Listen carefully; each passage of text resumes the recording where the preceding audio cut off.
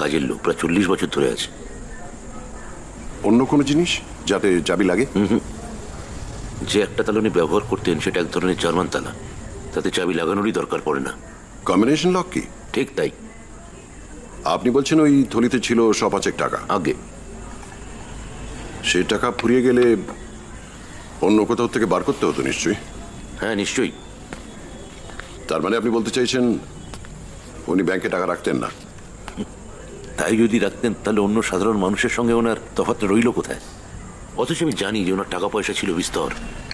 একসময় ওকালতি করে অনেক রোজগারও করেছেন, কিন্তু বছর 50-এর বয়সে সেসব ছেড়ে ছেড়ে উনি গান বাজনার দিকে চলে যান। শুধু গাইতেনই না, 7-8 রকম যন্ত্র, দিশি বিলিতি উনি বাজাতে পারতেন।